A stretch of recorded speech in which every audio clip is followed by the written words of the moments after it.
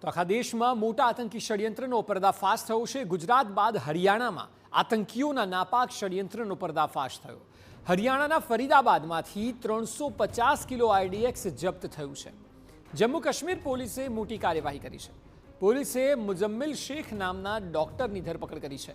મુઝમ્મિલના ઘરેથી AK-47 અને કારતૂસો પણ જપ્ત થઈ છે। પુલવામાનો રહેવાસી છે મુઝમ્મિલ શેખ। ધરપકડ કરાયેલા આદિલ નામના ડોક્ટરની બાતમીને આધારે આ દરોડા પાડવામાં આવ્યા હતા।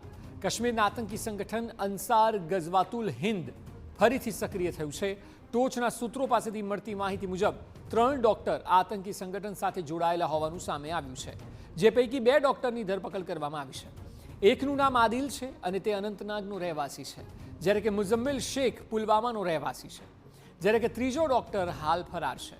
મહત્વનું છે કે અંસાર ગઝવાતુલ હિન્દ અલ કાયદા સાથે સંકળાયેલ ઇસ્લામિક આતંકવાદી સંગઠન છે।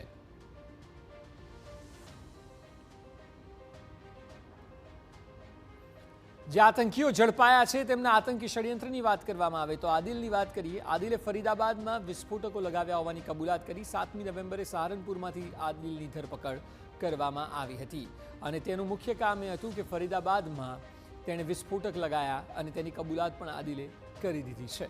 અનંતનાગની જનરલ હોસ્પિટલમાં તે ડોક્ટર તરીકે પ્રેક્ટિસ પણ કરતો હતો। જે 3 ડોક્ટરો જોડાયા છે તેમાંનું આ એક ડોક્ટર છે અને 2024માં અનંતનાગમાં રાજીનામું આપી સહારનપુરમાં તેણે પ્રેક્ટિસ શરૂ કરી હતી।